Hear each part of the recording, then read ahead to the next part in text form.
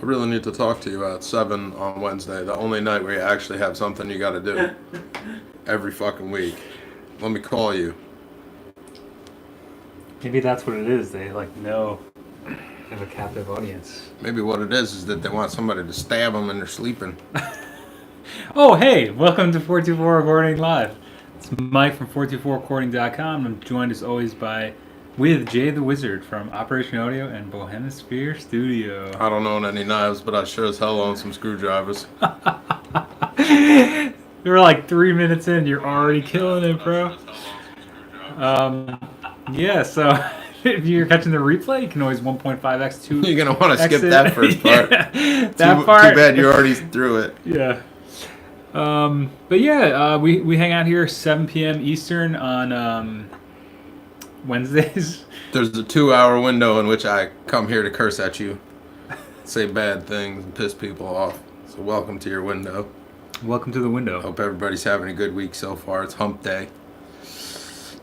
Yeah, middle of the week. That's right. It usually. I think we've always done Wednesday, right? I don't think we ever had a different day. That's pretty cool. It's cool that we've been able to keep up with this.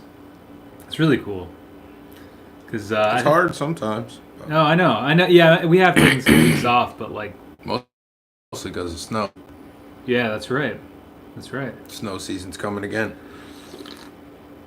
It's just around the corner, right? It's crazy. I got my tea tonight.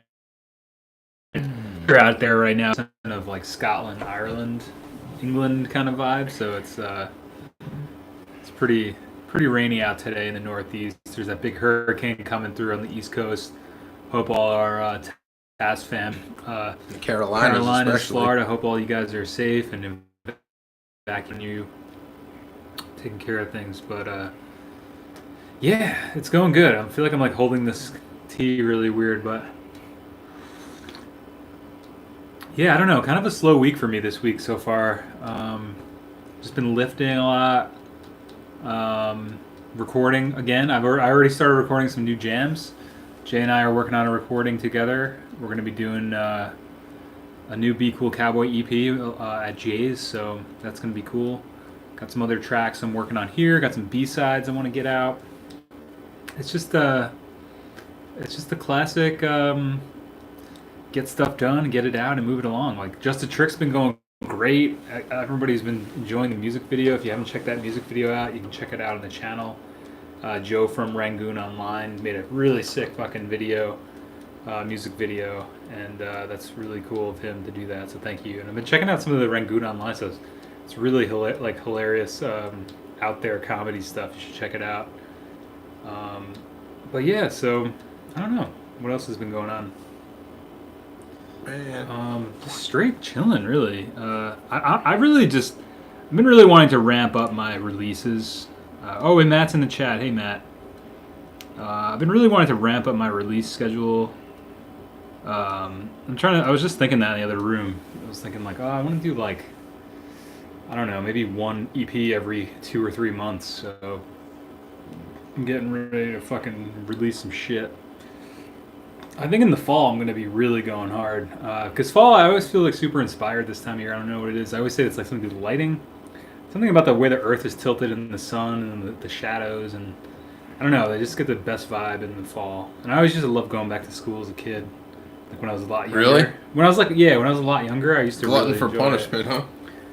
Well, I used to like back to school supplies, like going shopping, getting your notebooks, getting your Trapper Keeper, getting your pencils. That shit was always really fun for me. I don't know why. I mean, I think it's always fun as a kid. But yeah, I think after like sixth grade, I remember like that transition for me from 5th to 6th grade was like really fucking rough, and that's when shit started to go down. But yeah. What does that mean? I don't know. Maybe that's like puberty or something. But like at like 5th grade, I remember that was like when I was like blissed out. Like 1st through 5th, it was like really fucking fun. And then middle school, man, was like, holy fuck. I also like ballooned out and gained like a shit ton of weight. So that was really bad. I was like a fat kid for a while. That really fucked me up. I'm still fucked up from that. But I spent my whole life like that. I feel your trauma. It's one of those things, man. If you're like a fat kid It's one of those things. You No get matter- a fucking driver's license, and then it doesn't matter if you're a fat kid anymore because you don't have to Right. be at school. Right. That's a good point. Fuck all that noise. It just like stays with you though, man. Like always still feel that. It's funny. It's like Gives you body dysmorphia. yeah, dude. Yeah. Yeah. No matter how much weight I lost, like at one point I was like at a pretty healthy weight, and I lost all the weight, and it was like still always just. I think I just always see yourself as a fat person. It's Yep. fucked, man. Every fucking day of my life. I can fucked. feel you. Definitely. But anyway, yeah. So that's my tale about 6th grade, 5th grade. What are you guys up to? Anybody out there? I know James from Bean Trees. Oh, hey guys, it's Matt. What's up? And James Dunn, he's been sending me some tracks and really cool stuff. I don't know if he's out there. He says he doesn't really hang out. He doesn't really talk in the chat, but he watches every live stream. So thanks, James. Thanks for being out there. One of our silent viewers. Nice to meet your acquaintance. He's been sending me some tracks. I think it's beantrees.bandcamp.com. Cool stuff. 424 recorded. He's getting his mixing and stuff under control, I guess. Still learning. I think it sounds great though. I mean, we're always hardest on ourselves though, right? That's usually the way it goes. That is a fact. Oh, he's here. What's up, James? What's fact. going on, buddy? But yeah, I think that's always the case, right? I think we're always like super hard on ourselves. That was like when we were recording the other day at the studio. You were like, Well, I was being really hard on myself about some shit that we were doing. You're like, dude, like, sounds great.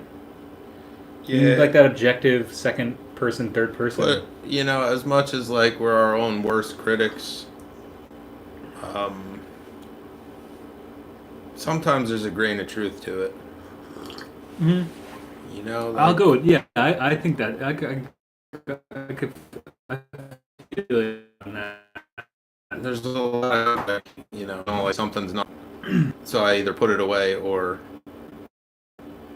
try to convince myself, or I do something I think it's fucking awesome, and then I listen to it like 6 days later, and I'm like, yeah, you could have done so much better than this. Yeah. I don't know. I think there has to be like a healthy sprinkle of reality in all that shit too. Definitely. That's just me. I mean, I think that goes along with some of the rant stuff a few months back on the channel, which I got to get back into doing those videos. I don't know if you guys like those. Let me know, and I'll definitely do some more. I've been thinking about it, but it's funny because I heard something or read something somewhere that said nothing is ever as good as you think it is when you first hear it, and nothing is ever as bad as you think it is. So like stuff that you think is really good when you first hear it, Sure, I agree. is never that good, or is never as good as you think it is. And stuff that's you think is really bad, it's never that bad. So Well, it's an interesting. a lot of it's in dichotomy, the I don't ear know. of the beholder too when it comes to audio. Right. Because the way I hear something and the way you hear something is probably completely different things. Right. I'm missing a whole bunch of like 4 to 10K on this side and shit. So Yeah. Same like here. definitely a different thing. I like was standing in front of this amp one time, and That's kind of what happened to me too. yeah, I was in a band. We were like a fucking like shellac kind of like we were talking last week a little bit. You know, Yeah. like shellac meets like Fugazi type shit, and it was like I just had my ear down. I was like listening or doing something and like had this feedback squeal, and I swear to God, like that moment, I knew that my hearing would never be the same after that. Mine came from mixing shows in little sort of back corners of clubs and shit, man. Fucking cooked that ear. When I went to O Positive last year, when we played, I went through the health clinic and the girl took me in like the side room and did the hearing test. Yeah. She did like the hearing test and like. What did you say? She's like, I might run that ear again because you didn't react to, you know, whatever samples X, Y, and Z in your right ear. It's like, I couldn't. why don't you just run those ones again then? So she did, and I was like, yeah. Crazy, and that's what that spectrum was. Yeah, it's, I think the one tone is 4,500. The second one was 92, and the other one's 12. Hmm. And yeah, no. Nope. Well, yeah, that's. Matt said the next song title is going to be Left Ear Deaf. It'd actually be right ear, but yeah. Oh, right ear deaf, yeah. Yeah. Hey, Giant Tree, what's up? Good to see you. Haven't seen you coming through in a while. Thanks for joining us on this rainy day here I will in say the Northeast. that having that hearing loss though fucking sucks. Yeah, But it's at least nice to know that like that's what's up. right. Because yeah, it's really easy to just be like, oh yeah, shit, no, it's all good, you know. I mean, fucking no, you must be imagining things. Oop, Yeah. Well, that's what I Not like at about all. something like that. It's very, very clear, doesn't very, fucking lie. very cut and dry. Yeah, it's like, you know, Yeah. I destroyed my hearing in New Orleans raves. That's right, Matt. Schizo said, remember that, Matt? You were like a DJ, rocking out. Yeah, I think everybody. I think anybody who's had a life in music or been in bands and shit, like we've all done dumb shit. Like as much as I tried to protect my hearing, and I always wore earplugs, right? But I knew a lot of guys in bands I was in, and I know a lot of guys in bands that play with crazy stacks of equipment and never wear any hearing protection, and like, I mean, more power to them, but like, there's no way that's It didn't dawn on me until it was way too late. yeah. Like way I too think late. I think it was just my proximity because I used to go to a lot of shows, play a lot of shows. I think I was in my 20s before I started wearing earplugs. Yeah. And by that point in time, it was like, it was Yeah. already kind of too late. And then when I started mixing shows, you can't mix with earplugs in. Mm-hmm. You at least got to put tones up and shit without them, Yeah. and if you wear them while the show's going on, you got to pop them out periodically and double check yourself. Double check, yeah. Well, Um, that was always my problem playing live too. It was like I always used to keep my left ear plug out because I was like, oh God, that's even worse because you fuck your ears up well, but unbalanced. this was after that incident with the feedback squeal, so I was already like, this ear's already fucked. Like, Yeah, but that's a bad way to look at that. I know. I mean, like that's like the folly of youth, Like Yeah. I mean, I think my hearing is pretty good, even though I have my issues that I know about, and you have yours. I think we're still all right, but Well, it's important. So this is just a PSA for anybody just joining us. We're talking about hearing loss and being in bands and accidents of loud and abusive tunes entering your ears. yeah. I mean, for me, it's just like, I think just a repetition of it though too. You gotta look at all these people, man. You see some people on the subway or on the bus or like just walking down the street and they have earbuds in and you can fucking hear that shit across the street. Like those guys, those that's people. even worse actually Yeah, because you're bringing it right to your head. yeah, that's gotta be like. But that's also why your mobile devices have high volume warnings and things when you try to click up past a certain, Right. level. All I know is that if audiology might be a career for you if you're looking for a career change because our generation is going to be fucked. Yeah. Yeah, I mean it's really common actually in most people to have either some or significant upper frequency hearing loss. I mean, it's Yeah. the things we do in the world every day. Most people with a whatever, any kind of trade job or whatever, like if you're not rocking safety equipment, then it's a really good chance that you're getting fucked up every minute. Yeah. Especially because noise pollution is real, and there's a lot of environments. That's why I see those guys like construction dudes in the city or something, and they're like jackhammering shit like all day. Like I don't know. Yeah, but those guys have OSHA safety inspectors modern day that monitor them. So they either have to have earplugs in, and there's a special kind of earplug with the plastic pressure band, or they got to have gun mufflers on, depending on what the SPL is there. They're probably set then. And if you're caught without your safety equipment, then your employer and possibly you are fined. So. Yeah. Yeah, but totally, it's fucking, that's a real ass thing, and it's not a good thing to fuck with. No. So definitely wear your earplugs if you're if you're listening to this. If you can hear us, save that hearing. And you know, for me, it's like my guitar tone tends to be really bright. Yeah.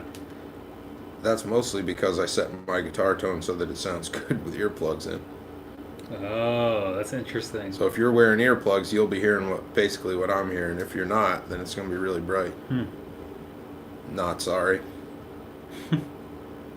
That's smart. Tinnitus, these guys. Yeah, Hey, tinnitus J-Rad. is fucking real. What up, Taz fam? Matt said walls of subs in the old theater on Canal, 7,500. That's nuts. Took years to get less muffled. Ouch, man. Yeah, Matt that's said, really I bad. think my hearing is good, maybe. I'm surprised I'm not deaf. Too high pitch air compressor hissing. Yeah, my tinnitus actually acts up if I unplug the air hose on my shop compressor too many times in a day. That's how bad it gets. So yeah, I mean, all that shit is like. Yeah, I think the most Smart important out thing there. is like rest too. Like if you feel like any of that shit's coming on, like just take a break. The other thing you can do if you have tinnitus is try to sleep with earplugs in. That does something for me. Like I'm not really sure why, but I've noticed like the big thing for me it's like was a reset. Yeah, I think too. It's like I know for my tinnitus, whatever you say, is Tinnitus, yeah. I mean, I don't know. That's how I've always heard it said. I'm not sure. tinnitus. I think British people say tinnitus. It's like how they say aluminium. Sounds weird. You know, Aluminium. they're like yeah, I don't know. aluminum. Like fuck you, it's aluminium. I don't know what aluminium is. Is that's a thing? That's how they say aluminum. Aluminium. It's weird. Anyway, tinnitus. Yeah, I noticed over time mine's gotten a lot better just because I haven't been playing as much loud fucking shows. You know, doing like a lot of bedroom shit. And I just don't do dumb shit anymore like I used to. Not that I ever did anything that was that terrible, but you know, once in a while, like, shit happens. You don't have your fucking headphone level set properly, or you don't realize the level something's at, and you get a fucking blast, like... Well, it's like these guys that come in the fucking studio, man. Like, I got one guy that comes in all the time and is like, oh, I can't hear the drums in the headphones. I'm like, dude, man, like, your fucking headphone level doesn't go any higher. Like, I can hear it through the overheads in here. That's, yeah. I don't know what you're thinking. That's fucking funny, because I think... You got a click track coming out through your headphones on its own submix, and it's louder than the fucking snare drum in the overheads. Like, Yeah. there's nothing I can do for you. There's nothing I'm willing to do for you. Yeah, I mean... Period. at I'm that not making point, that any it's like- louder. I feel like there's this guy, Jared Dines. I think that's his name. He does, like, these YouTube videos where they're about, like...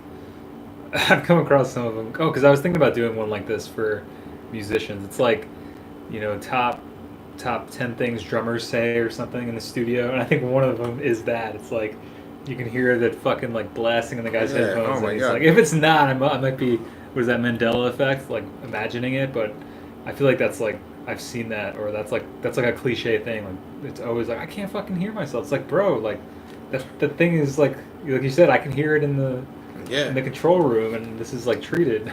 Yeah, well, like that guy that I'm talking about, when he comes in, usually I would let the click track just run out the 2 bus, so it'd be in the studio monitors and everything, so I can monitor where he's at as he's going, you know?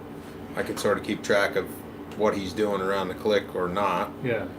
But he likes the click so fucking loud that like I can't listen to it. It gives me fucking hearing damage trying to sit there and listen to what he's doing with that click going. So. Yeah, my buddy Drew, unfortunately, too, like, I remember that, like, when we were recording, I think he just, because from playing drums, you know, he never wore, like, earplugs, but it was same thing, like, he always needed the click really loud, and it was, like, it would just bleed, you know, like, bleed through stuff. I mean, that's just... You know what can help that a lot, actually, is changing the tone.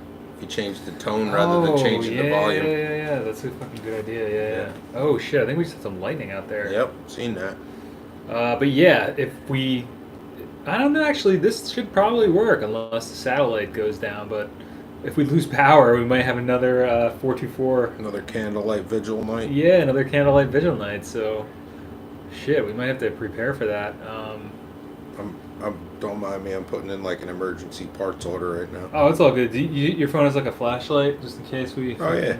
It's gonna get dark in here, but I don't know. We'll probably be all right. Well, you got battery on your computer, so that screen will stay lit. Oh, that's true. Yeah, good point. Yeah, this is already on that. That's right. But yeah, if we go dark for a second anytime soon, I don't know why I'm like even saying this. Hopefully it doesn't happen, but yeah, hopefully not. Yeah. All right, let's see who came to town here. Lewis. Lewis, what's up, buddy? Thank you for coming through. Or Lois. It could be Lois. Hey, Lewis. Lois. Thank you for coming through. What up, Belle? I can completely stop listening to anything at all in my car and fix my muffler. It's a nice break, quiet time. Yeah, I stopped listening to stuff in my car lately too. I just been really. Except for when I give you CDs, because you don't have a choice. Yes, that's true. Because I actually have something to listen to. Oh, I meant that you don't have a choice but to listen to the CD in your car. Oh, yeah. It's just a CD player. Right, yeah. What up with that? Mike, what up with that? Wait, say it again. What is the question again? You don't possess a CD player. What up with that? Oh, I have one at my parents' house that I need to go get. And I have all my CDs there. That's why I have meaning to get all that stuff. I actually just sold my turntable finally. I think I was telling you about that. Yeah. So because I've been wanting to ramp up my CD. I want to start like my CD listening corner or like my CD.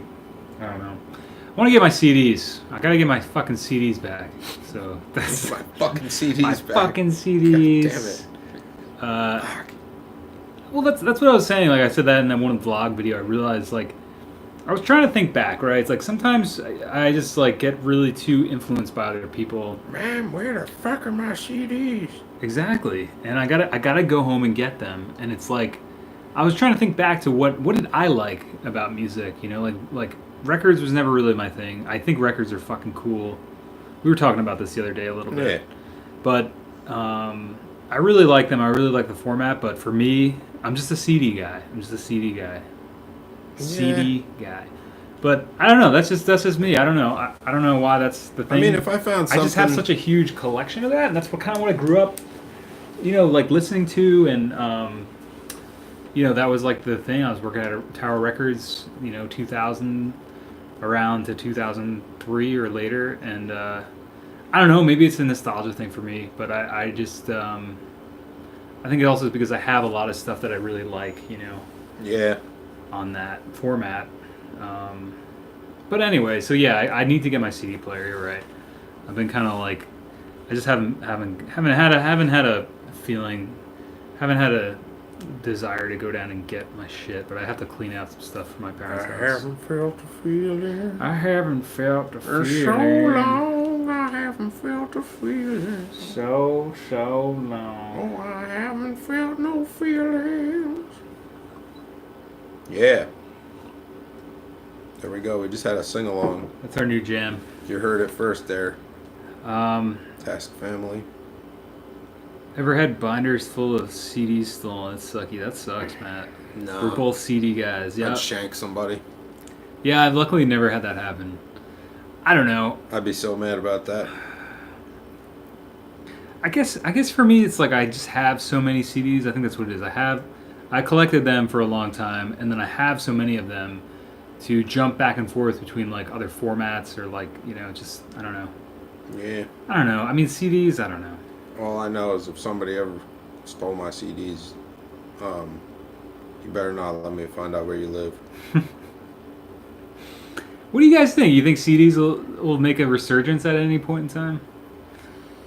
I mean, tapes are back pretty hard. Records seem like they're here to stay. Like that's kind of the best, the agreed upon best format for music. I don't think that CD is as dead as everybody would like to think it is to begin with.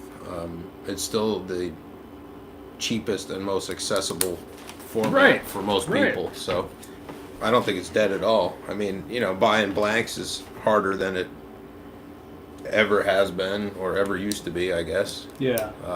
Buying good blanks is even harder than that. But, as far as pressing goes, I mean, it's kind of like the cheapest fucking thing you can do other than a digital release is to have it pressed on a CD. Yeah. Yeah, So, I mean, because like I feel like pricing wise, it's probably pretty comparable to even tapes, CDs. No, it's way cheaper than pressing tapes. really? Oh yeah. Because that's like, Kunaki's like I think it's a $1.90 a CD or $1.19 a CD. I forget. It's cheap. I guess it depends how many you order. I suppose so. Yeah. But yeah, I don't know. The tapes that we did were over $2 a piece when we ordered. Oh, that's right. Yeah. Because you got like 50 or 100, right? Yeah. Usually you have to get 100 maybe. I think we got 50. No, this was a different place. Oh. We didn't use NAC because I couldn't figure out their fucking order form. Yeah. I don't need a J card with an O card over it with a D card over top of that Yeah. fucking thing with like 16 leaflet prints. And, Yeah, they have and a I lot don't know of, how you like lot just of stuff. Yeah. I don't know how you just order a fucking green tape with some print shit on it in a goddamn J card in a Norelco box. It's not like just a simple checklist. Like, oh, you want a Norelco box? Well, we could put a dual fold cardboard O card around that. And like, Jesus Christ, man, I'm fucking dealing with it. Yeah, I think Too many options. I'm gonna have to reach out to Mr. Stepp, president. I got a direct line to that guy. Tell him he's got to fix that fucking order form. And what's up with you got to print it out and like fax it or email it back as a PDF? I don't know. They that. have some strange policies. 1985. Yeah. I'm not mail ordering shit. Yeah. We have the internet now. Well, I think that's right. Yeah. But I don't know. Maybe I'm just too critical. I like things that are fucking easy though. Yeah, I think everybody. When I'm trying to order some shit, like the more hoops I gotta jump through, the closer I'm gonna be to going somewhere else. Yeah. Yeah. I don't like that at all. Yeah. There's even things that like, speaking of hoops, DistroKid. Have we talked about DistroKid on the stream? We could get into it. Yeah. So we use DistroKid. Lewis has a question. Really quick, we'll get to this and then we'll go DistroKid. Yeah, I recently purchased a Fostex AA tape deck and was wondering if you knew where to find quality blank tapes on the internet. Yeah, we had David. David was telling me about a place. I can't think of the name of it. Does anyone in the chat know for Lewis? I can't remember. Well, what kind of tape does that take? Let's see. Because it was the same place I can get the what's the place where you can get the calibration tapes? Shit. I guess I could just Google MRL. Oh yeah, it might be MRL. Let's see. MRL is the test tape, test reel. All right, yeah. So this looks like it's an 8-track. I want to say it's like 1/4 inch, but I don't know off the top of my head. But yeah, I think what is it? MXL, MXR, MRL. MRL. Mary Robin Lexicon. I don't know what those call letters are. Oh wait, no, this site is old. Holy fuck! Unless the CSS is down. No, that's what it always looks like. Yeah. It's OG. OG. Straight and to the point. Simple. Yeah, I can't think. I don't know. Maybe is David? Hopefully David comes through. I can't think of the name of it at the moment. 7 inches, I think. Yeah, that's my thing too. I think records are very expensive as well.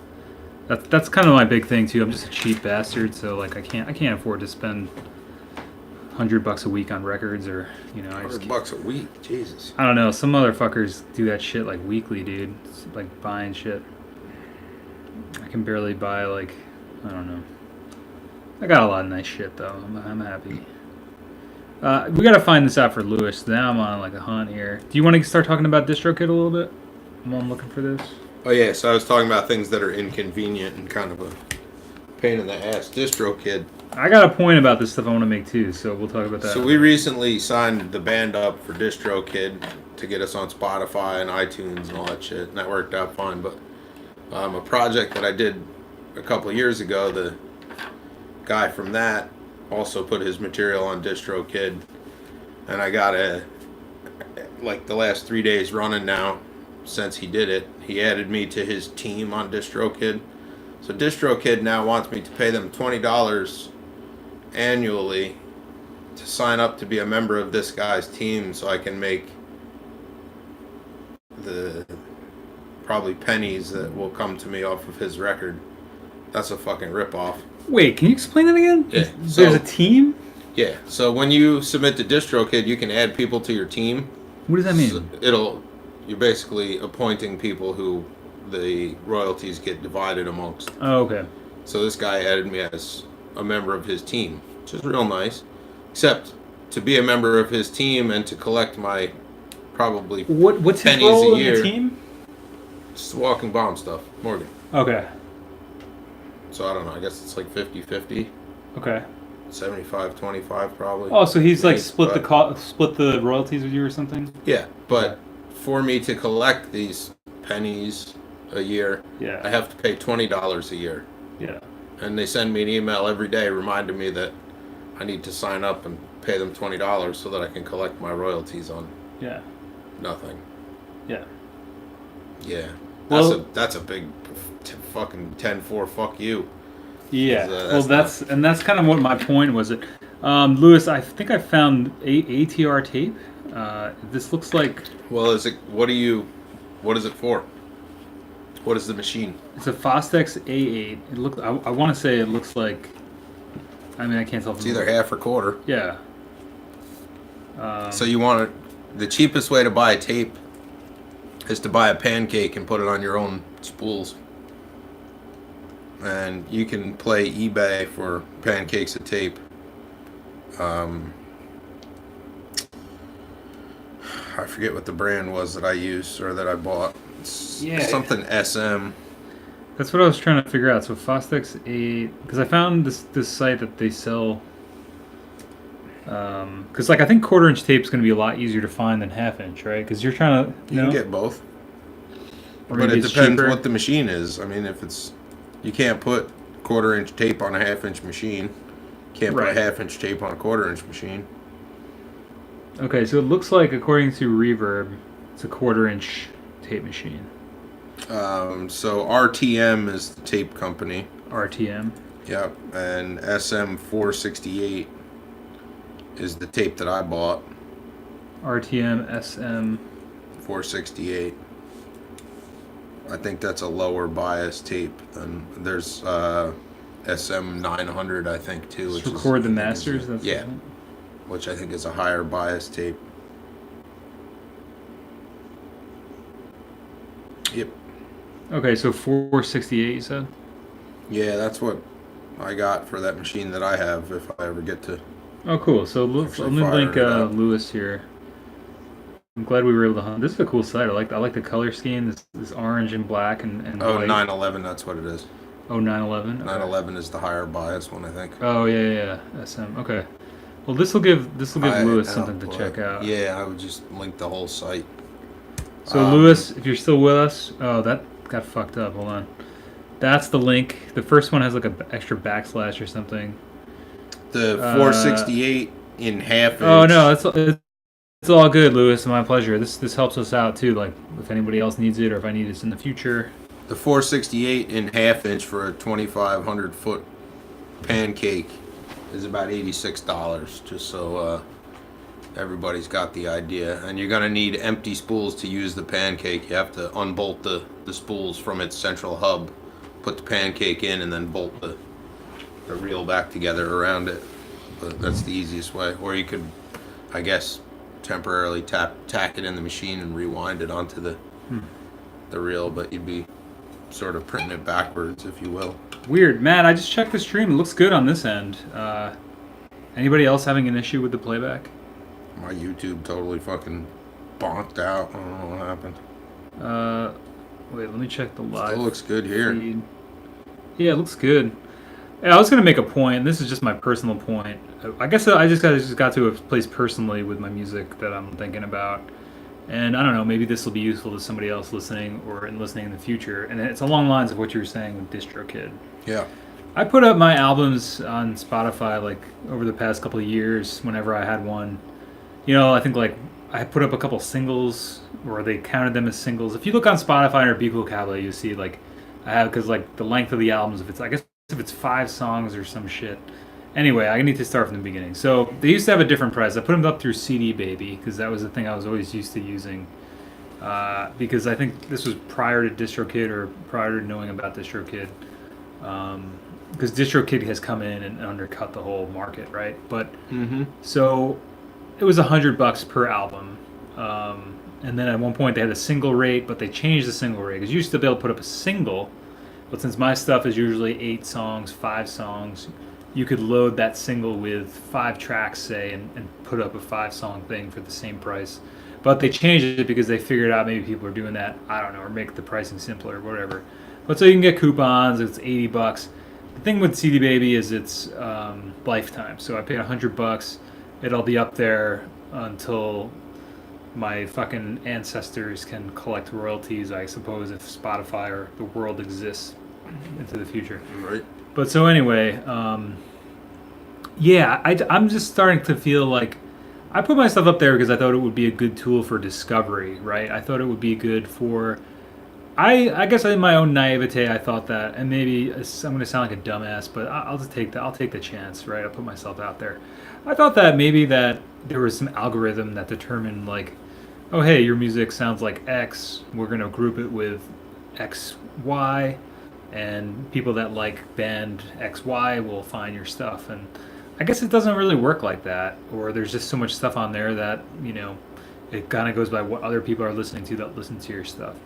Not to say that people haven't been listening to it here and there, but I guess the long-winded version of what I'm trying to say is, like, I don't know if that was worth it to spend the $300 over the past couple of years that I did to put the stuff up on there.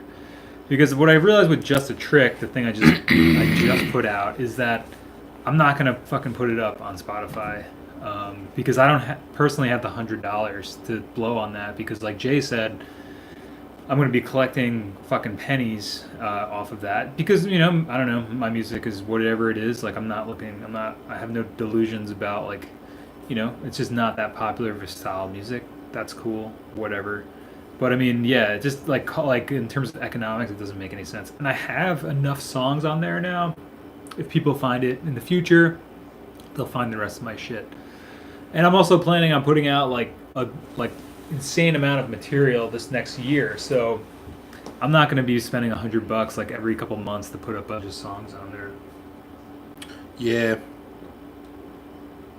What I think I'm going to do is once I have like however many releases I put out this calendar year or whatever, maybe I'll put up like a greatest hits thing of them, or I'll just put up one long album that's literally going to be like 40 tracks and just fuck them, like, you know, because like that's what all the hip hop guys do. Like, you look at like stuff Drake's doing, Post Malone. I mean, these are like huge artists, right? But like, you know, those albums, at least I know like Drake's latest album or the album before had like 20 tracks on it, you know. And that's not because it's cost effective for Drake to put up, because he doesn't give a fuck. Like the $100, that guy's making millions of dollars off streaming, right? But you know, I think streaming works for the big players, and I'm not trying to. I hope I don't sound like I'm like, you know, I'm not getting any money for my streams. Like I wasn't expecting that really. I guess I thought there was some democratic sense of like, oh hey, this stuff will get, you know, tossed around to people that like it, and I just feel like it's all just part of the game. And like the fact that now DistroKid has come along even cements my belief further that there's just no fucking point as like an indie artist, as somebody who's, well, I don't know, I shouldn't say that, I shouldn't generalize like that. Maybe that is what breaks your band or what people find your band through, right? But like I haven't discovered any sort of I haven't gotten any sort of feedback or like people finding my music through Spotify, and I haven't noticed any difference whether I put my shit up on Spotify or whether I didn't. Yeah. Other that, like, there's a couple songs that have a bunch of plays and that were on some playlists and whatever, but like that doesn't, you know, translates into about $4 in the long term, which is, you know, so I'm still $296 in the hole at least. Jesus. Well, I mean, I don't know. You know, it's on the services. It'll be up there forever. DistroKid, I think it's $20 a year to maintain that. But I guess the point is like I don't know. I don't know. I don't think it's worth it to put your stuff on streaming. Especially there's so many free options, like YouTube. I think YouTube is fucking awesome. YouTube has quickly become my favorite social media platform because I think it still has a level of democratic or a way of like if you just put up stuff that people enjoy, like people will find it, or if you put up stuff people value, like people will find it. Like much like the channel, much like all you guys that are hanging out with us tonight in the chat, and like I don't know, like you can do the thing that you want to do right here on YouTube, But yeah, I guess that's my plan. Like, I just don't want. I'm not gonna keep feeding the machine like hundreds of dollars all this time because I just feel like as like an indie musician, I don't know. Like, there's a lot of fucking scams out there, man. Like, I got an email the other day. I think I talked about this from something that was like, submit your song to our annual songwriting contest, and like, you'll get featured and all this shit. Oh yeah, you're talking about this. And like, you look at the stuff, and it's like. Not that I'm like this really well versed like person into music, like really deep in the music scene these days, but I haven't heard any of the shit that won. And there's like a $30 entry fee. It's like some fucking blowhard is just collecting all these people's hopes and dreams worth of $30 for each entry, and fucking sitting on his ass like smoking cigars and just fucking counting cash, like, and then maybe picks one out at random. I don't know. Maybe I'm an asshole for like being jaded or whatever, but I feel like I've seen enough of that shit where it's like I don't know, it's just a fucking scam. Like I guess I don't know. All of it's a fucking scam. I mean, you think about that entire industry, every facet of it is built to make somebody other than you money. Yeah, I think that's. Now, it's not to say like maybe you can. So Spotify pays 0.004 cents per track play. So that means 1,000 plays will get you $4. So, and I think 1,000,000 plays gets you $4,000. So, but the point, I guess my point is like, if your shit's getting 1,000,000 plays, well, okay, I do have a story that's positive in this sense. My friend has a band called West Meets West, and he.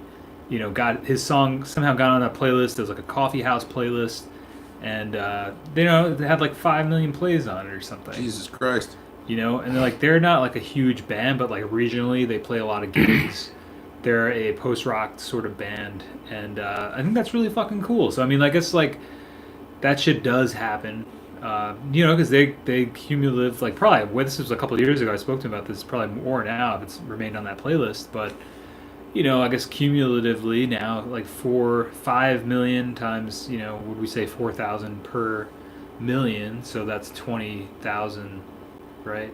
Yeah. I mean, that's one case where it worked out for somebody. Right. But so that's one case where your $100 investment, let's say they put $100 to put their thing up, yielded this result. But the funny part is like they have no idea how it happened. And that's awesome because they can put that money toward their band, toward their practice space, whatever. That's fucking cool if that's, I don't know, man. It's never been lucky. Maybe I haven't done the legwork, or maybe they hit it at a time when it was still, I don't know. Spotify worked differently, but I guess my point is just like, I don't know, man. I mean, just because it didn't work out for me doesn't mean it doesn't work out for other people, right? It does. I mean, it obviously works for somebody or nobody would use it. Yeah. I guess I just feel like, for me personally, and everybody has to determine this for yourselves, but like, I'm not going to put shit on Spotify. Maybe I'm going to start putting stuff up on there once a year, and it's going to be like, I'm going to get my fucking money's worth, man. I'm going to put up like, if the track limit for an album is 25 tracks, it's going to be a fucking 25 track album. Yeah.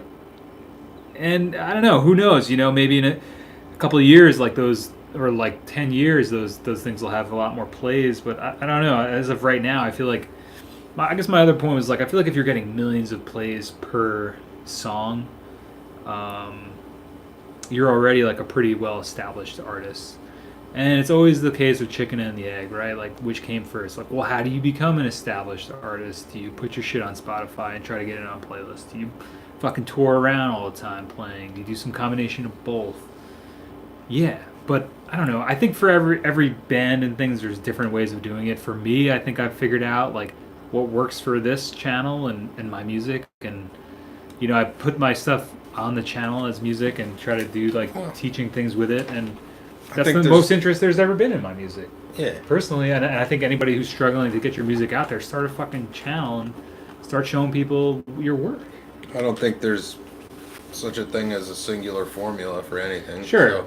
I guess I'm just talking from experience what works for me. Sure. Like, well, I've had that's more sort of success. what I mean. Yeah, but it's like this has been this is the best thing I think I've ever done for myself creatively. But everybody who's creating content, whether that's video, whether that's audio, whether you're doing artwork or whatever, every single person that does that is making up their own recipe as they go. Yeah.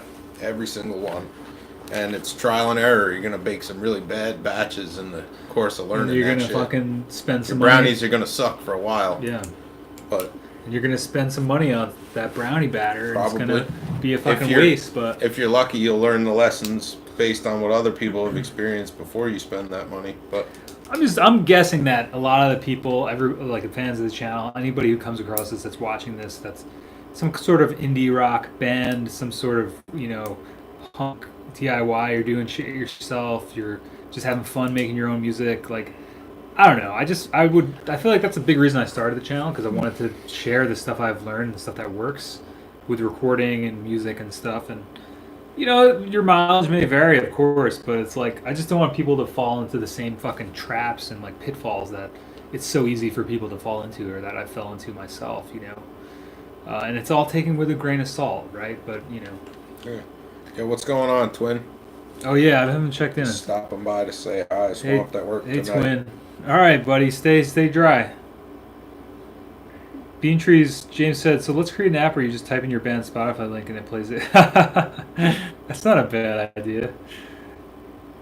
Better rates than Pornhub? I don't know. SoundCloud always sends those types of scams. If it ain't worth your while, don't let it cramp your style. Bandcamp is really good too, Bean Trees. That's a good point. Okay, you're back, Matt. Good.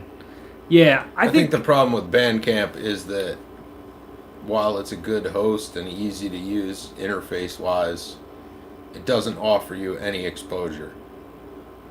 Unless you're like unless your songs are outperforming 90% of the people in your similar category. Yeah. They're not gonna pop you on any fucking I list. like Frank, right? Frank McGinnis, he's like a local musician here. Like I remember there was some article on Bandcamp about his like bands and like the scene, his label and stuff. Like I don't even know he had. I didn't even know he had. I don't know if it's like, or what? Yeah, I don't know, but I don't know if it's like, if that was something they knew somebody or they found their stuff or what. But I know that they have the Bandcamp blog, which, and I know that if somebody buys your shit, it does technically have a chance to go on the front page in real time, which is cool. I like the community aspect of Bandcamp. I think Bandcamp's really cool too in terms of that stuff. The thing I don't like about Bandcamp is I think that they take a lot, and obviously they need to support their site, right? Because it's probably huge. They're hosting all of these people's shit, but like, I don't know. I mean, because it's like I'm not in it for the fucking pennies, but like, if somebody spends $5 on your album and you wind up with 3. I got a better story than that. Okay. So there's a cost for everything, but whatever. Sure. Bandcamp, though, this is last year sometime. Somebody bought our record for $5. Yeah. So I got the payout report from Bandcamp. And after that $5 and they got done taking their fees out, I still owed them 75 cents. What? I don't know. It's like some hosting fee thing. Yeah, there's. So I was negative 75 cents for like 6 for months selling after that. something. Yeah. Yeah. Yeah. Cool. Thanks for that. Well, I get it. That's they have like a business model, but I think that should scale with.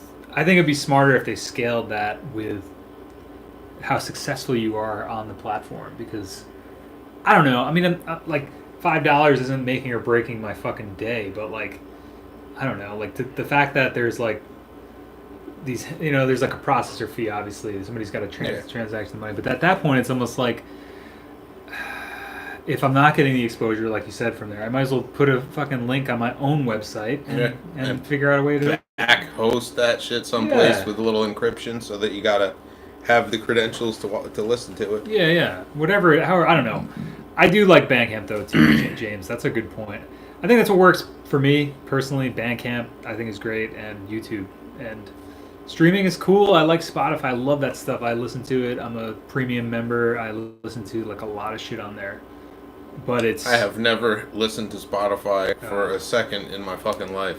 Yeah. People send me links all the time. Yo, check out this on Spotify. But that's the thing though, right? So like for some, they want my fucking people, money to be able to listen to that. You right. Kiss my ass, man. Like send it to me via Dropbox. That's how I listen to shit.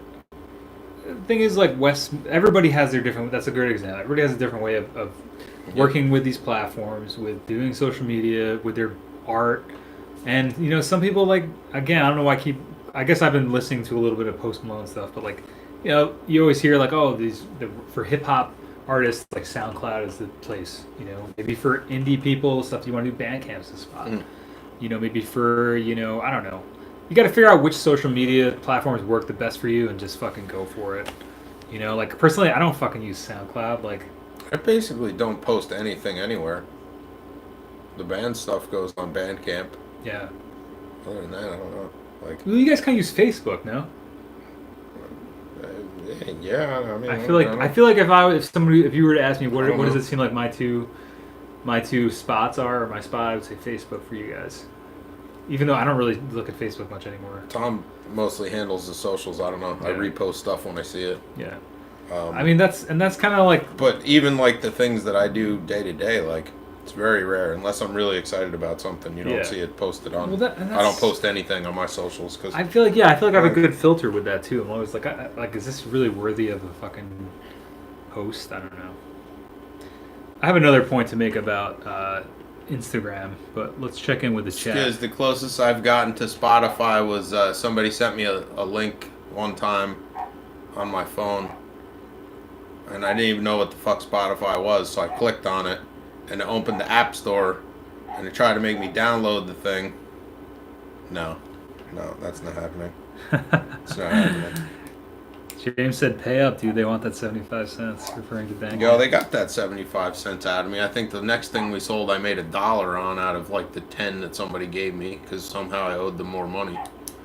So I don't know.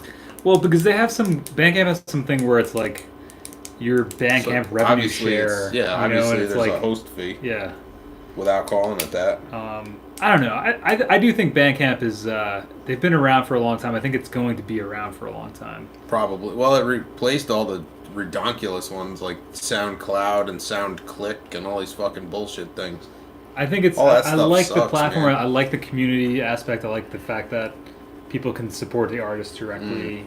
They can review it if they want. They can have a profile on there. I think that's really cool. I used to put shit on SoundCloud and like I never even linked people to it because it was so fucking hard to get it to load on mobile browsers. Right. And yeah. stuff. I think they kind of fixed that now. But now you got to download. Now you got to download the fucking app. Well, now you can listen to it in those players. I think enough people were like this because I was listening to something. When I get a SoundCloud link, I click on it. Or maybe that was on my computer. It takes me to the fucking app store every time, and then I gotta update the SoundCloud app every single time. Yeah.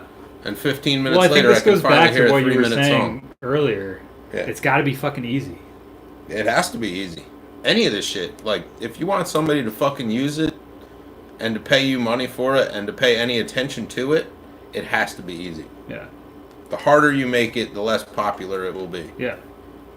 Well, I think that's like... It's like being a fucking astronaut, right? Like, if that shit was easy, everybody would be an astronaut. Yeah.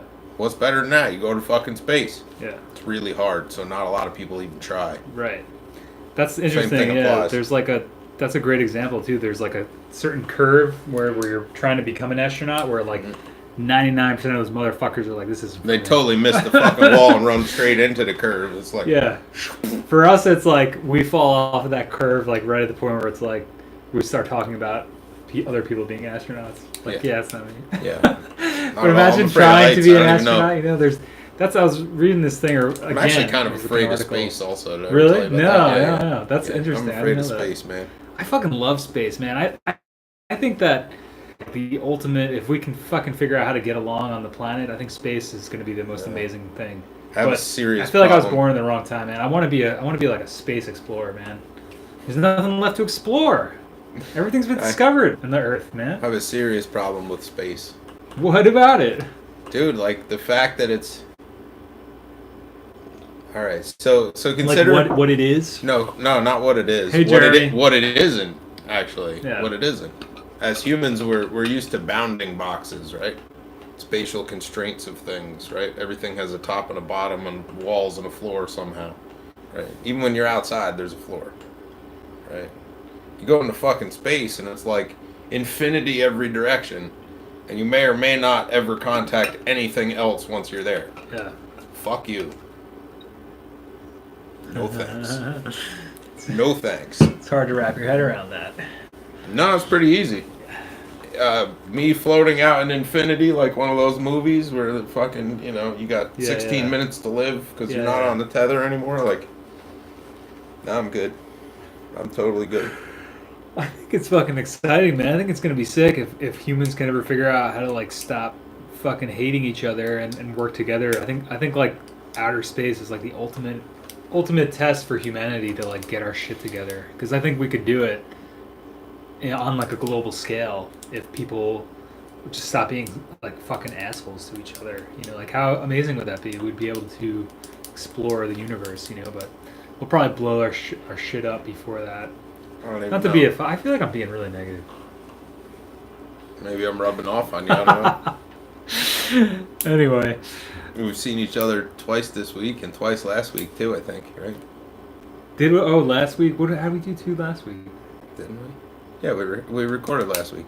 Oh yeah, Tuesday, this week we jammed. Yeah, that's funny. Yeah, we're approaching each other's orbits more. Jeremy came through. What's up? Shit, I'm on MySpace. Yeah, struggle of exposure. Yeah. Skiz, that's that shit I'm talking about, though. We're as humans used to spatial constraints of some kind, even if it's just outside. Like if you're standing in the middle of like the plains, right out in like the fucking Midwest and shit, and like there's nothing around you but like grass for miles. There's still stuff around you. There's still a floor. I don't like the idea of space. I'm good on it. I'm good on it. Well, we better start taking care of the earth then, man. Some of you guys will identify with this. You ever get so high that you lay down and like it feels like you're a little tiny like nugget of a person inside this giant body?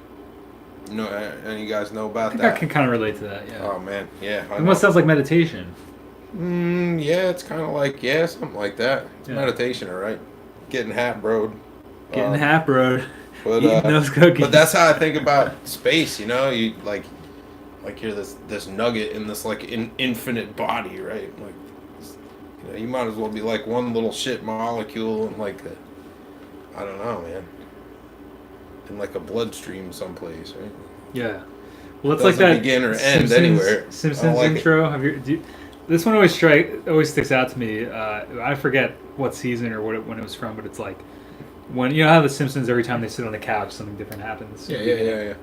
There's one where it like goes like out into outer space and keeps going further and further out. Jesus, now I'm good on that. And then it comes back in.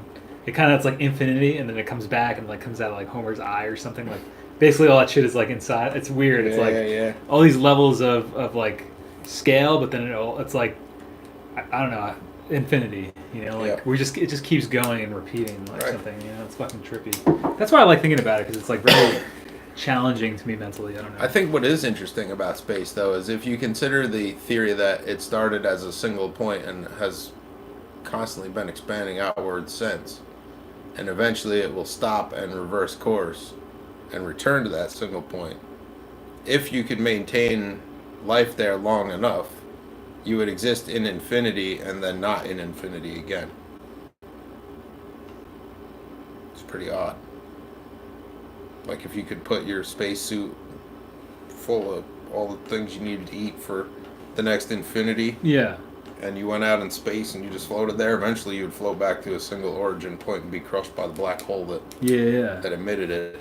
Right. Yeah, that's some trippy shit when you think about it like that, right? It's like, how the fuck did this shit start, man? It's like, there was just nothing and then all of a sudden there was something? Like, what? It's chicken and the egg. Dude, but that... I don't know, man. That's one of those ideas where I love it because it's just that's the kind of shit that really gets me going. Well, it's like that is the kind of question that could never be answered ever. But I feel like that's the kind of question that people need to be.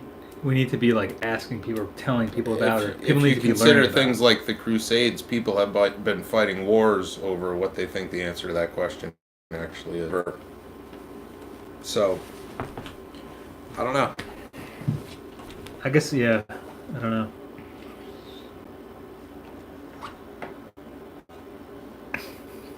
Maybe I'll create space in a mix. Did you see that? Nice. Nice, Rangoon.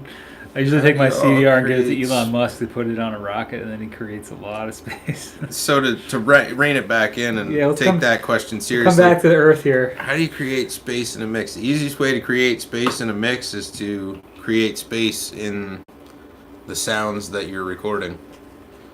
If it sounds like the guitar is too close in, you can always distant mic it, or if the drums need to be further out, and then you can room mic that and blend. You know, that's the easiest way to establish it. I think one thing that's really cool too, not to interrupt, is take like the two most different sounding things you can and fucking one left and one right. Like that always seems to like rather than put like an electric guitar and then double it and pan that to the right, put like an electric guitar on one side and like a fucking like tambourine all the way on the other side. Yeah, I mean, That'll really fuck with like spatial. I like to try to start with the widest stereo image I can on the drums myself, which doesn't always work out, but try. Hard panned overheads and room mics and shit to try to spread the, you know, that drum kit is going to be your bass line on the space of that track. Right. Yeah, So- the drums really dictate the chorus of the track. Mostly. So if you're not careful with how you establish space there, then the whole rest of the track's going to sound like it was recorded in a shoebox. Unless your drums are mono. That's a whole other where I usually caveat. rock, yeah. I usually rock the mono. If your drums are mono, then theoretically you could go, you know, you guys like to talk about shit like the Beatles. You pan your fucking drums hard left. Yeah, and yeah. That's put the what guitars hard exactly. right, and there you go. That's kind of what I was getting at. Is like, because I used to really like stuff like, well, the production and obviously the band like Neutral Milk Hotel. It comes to mind. Like, I don't know, maybe like New Pornographers or something, where there's like these guitars that are, it's like A guitar, B guitar. They're playing the same thing, and they're mixed at like, you know, I don't know, we'll say 10 o'clock and 2 o'clock. But then, you know, I started realizing that sounds really cool, but it's also very limiting. So when you start, I think the best, I don't know, my best idea for this would be mismatch shit in your spatial, like on the left, like Jay is saying, put something so different than something that's on the right, and that'll really mess with the space and like the listener's perception of like where things are. Because if you just put the same thing on either side, it really, like we were saying, it puts you in this box where it's like, here's the left and right guitar, that's the same thing, and it's kind of like, I don't know, it always seems like right up the middle or something. However, if you take those guitars and EQ them properly, then you can turn them instead of...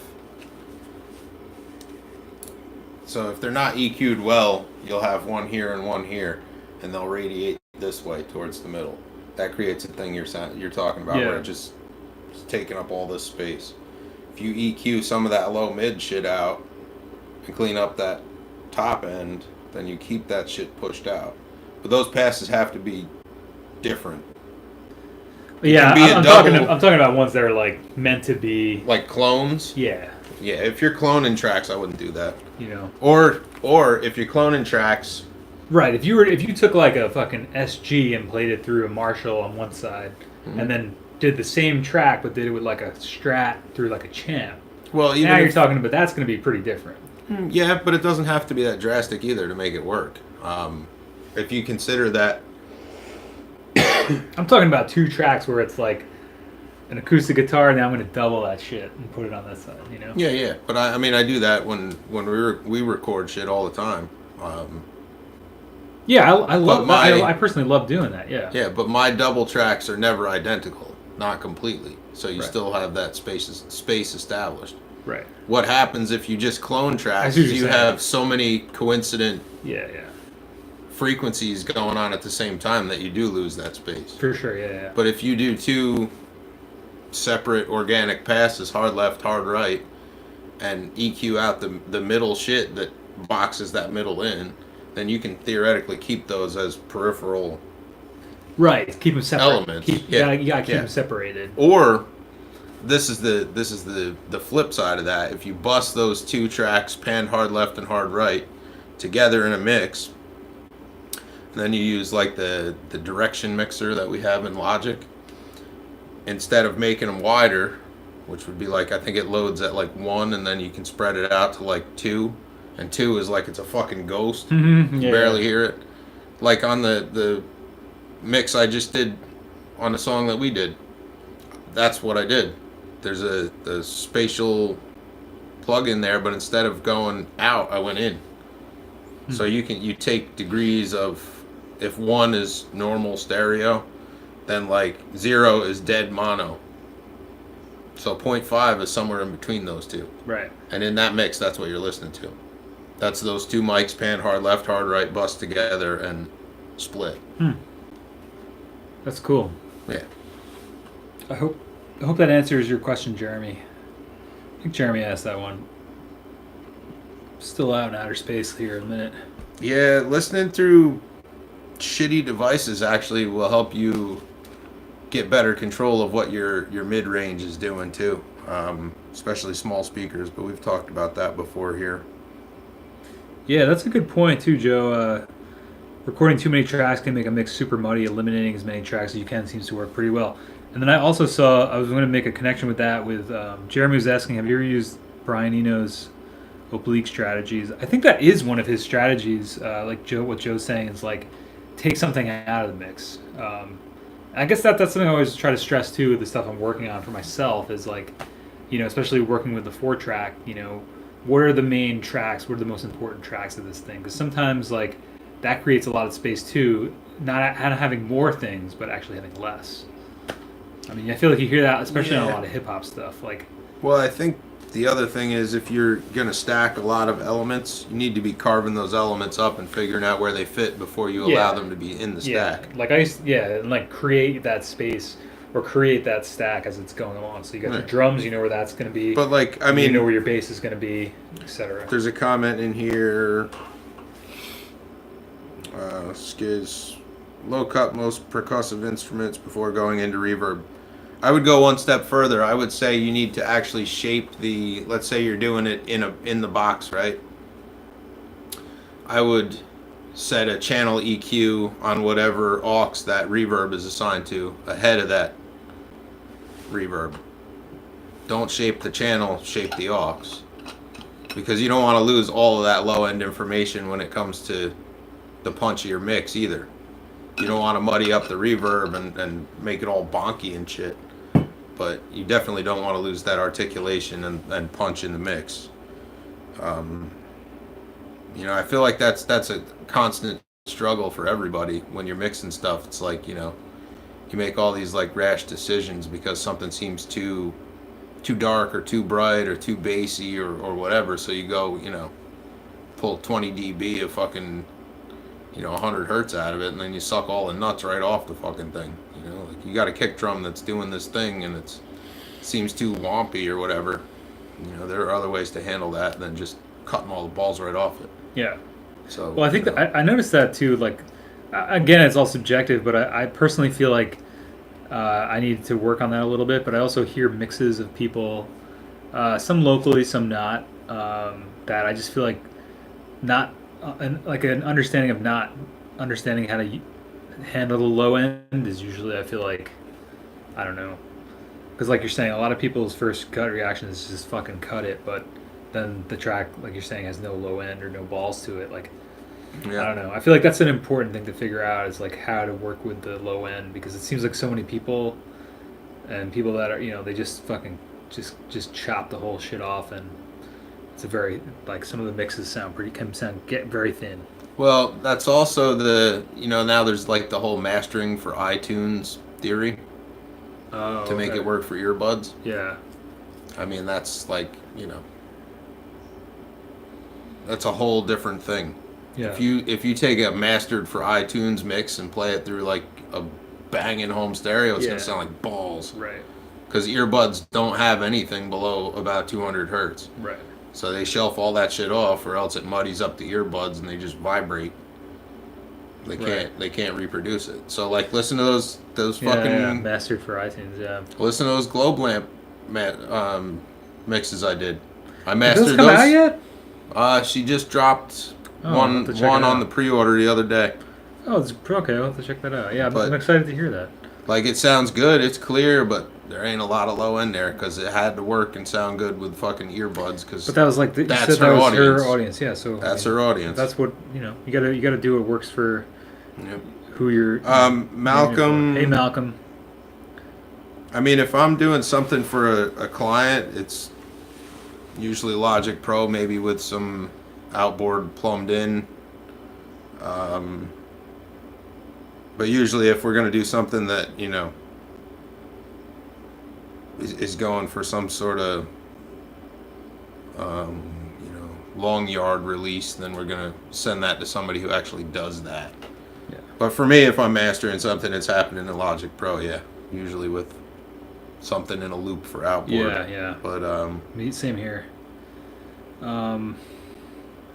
Yeah, Joe saying Rangoon sometimes listening to mixed through shitty headphones. Like, that's what I always say about this guy. That mono speaker. Jay has a pair of these too. Just like shittier speakers. I think that's important to have something that you. Because I know if I can hear everything on that speaker, like it's gonna sound good pretty much anywhere. So you guys are talking about vocal EQ. Do vocals need low? That's a really tough and sort of subjective question, but if you consider the frequency range of the average human voice, especially an untrained voice, indie musician sort of, bedroom singer, I would say that most times it's very safe to shelf off between 75 and 80 hard shelf. Just knock it right off, because it's going to be a whole bunch of rumble and woof and bullshit that they're not actually utilizing anyway, unless you have some strong fucking baritone in there belting out shit in your studio. Most likely they're not in that register. And that comes a lot, really. I mean, you can learn that from the live sound world too. Most live consoles have a 75 or 80 hertz roll off. It's probably like a 10 dB slope or whatever. You knock that shit right off because you don't need it. It's just extra rumble in the house. Also, the 800 hertz to 1K band is a big one. There's a lot of presence, but there can also be a lot of weird shit there for some singers, depending on how nasal they are. And then 8 to 10K is another band. You're gonna find a lot of the hissy, pissy shit will be hiding out up in there someplace. Yeah. Maybe down even as far as 5K. Sometimes it depends. Yeah, this you're talking about sibilance, right? Well, it Or could like be the that. S- Yeah, I mean, it could be sibilance, but I don't know. Some people make weird fucking sounds when they sing. It's not just the plosives and sibilance. It's Well, it's also like mic technique. it's like fucking teeth rattle sometimes. I don't even know what it is. It's just mouth noises. Yeah. But watch all that stuff, Yeah. Yeah, it definitely depends on the mix, right? That's kind of what you're Totally. saying. Yeah. But if you want Depends on the to, mix and it depends on the singer, the vocalist.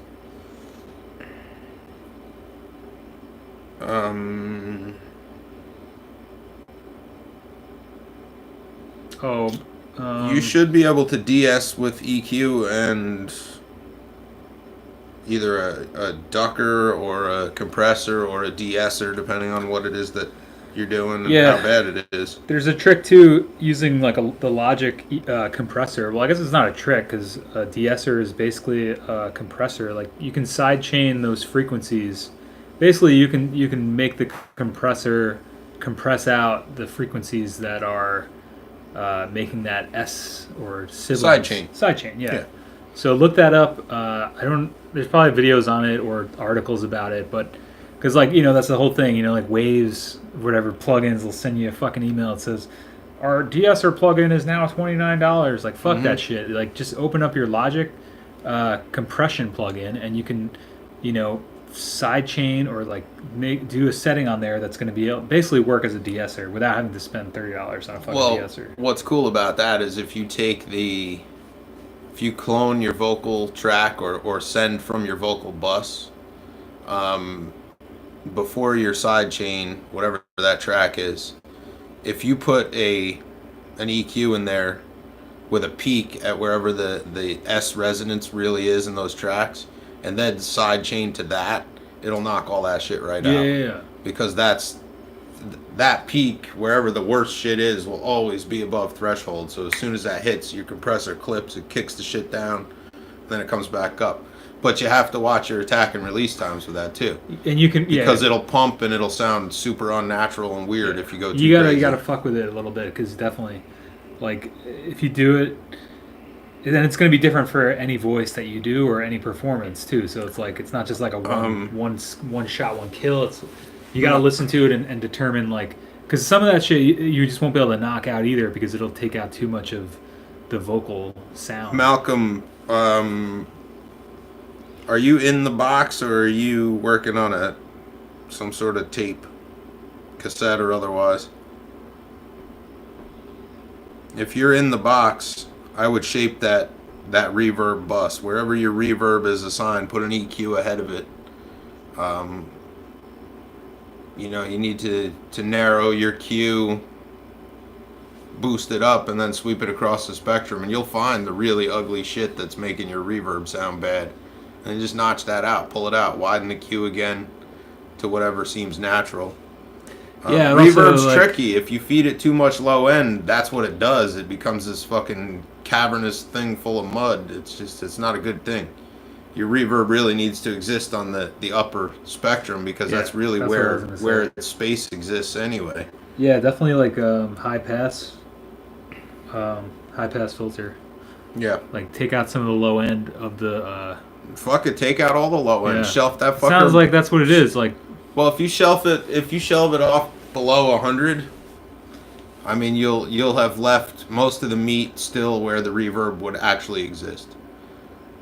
Yeah. Well, that's what I like about Sound Toys plugin, specifically Echo Boy. That's one I've used in the past, and because they give you like a low pass and a high pass knob, and that's, in my experience, like, is like, just fucking cut the lows out of it, and it'll sound great. The other thing you can do, Malcolm, is if your reverb plugin, I assume, has pre-delay, add somewhere between 5 and 10 milliseconds of pre-delay, because you may have some kind of weird phase thing going on with whatever your signal is and however the reverb is returning to. So try that delay and see if that sort of opens it up a little bit. I would definitely shelf off that low shit. Yeah, and how long is the reverb? You're saying the tail fucks everything. Like, how? I don't know how long is the resonance or whatever. More than 2 seconds of decay time is going to be gratuitous. So. That's what I was trying to say. Thanks, Jay. Yeah. 1 to 1.5. Brain is not working for some reason. Joe was asking, how did you record drums on the digital tracks? That's a great question. I'm going to get into that probably on Friday a little bit, but I just recorded them at Hapros. I just went over there one afternoon and set some stuff up. They're basically mono drums. I had a mono overhead, actually this C414, and then I had a room mic, which is like a ribbon. You actually played drums on that? Yeah. I didn't know that. Yeah, the digital ones. The 4-track ones, I used the drum kit I made at Hapros through the Tascam. Digital ones are actually me playing drums, which nice. Some people, somebody was saying, like, it's funny, my friend was listening to it with his friend, and he said, I don't like the digital ones because of the drum machine that you used on it. The snare sounds the same on every hit, and it's like, well, I guess that's a testament to my drumming, because I fucking played actual drums on those. So, but yeah, so it's basically just mono room mic, mono overhead, and then I just mic'd up the snare and the kick to give it a little extra. Yeah. And the room, I just like the room sound, and then I just tune the drums to how I like them. That's pretty much that.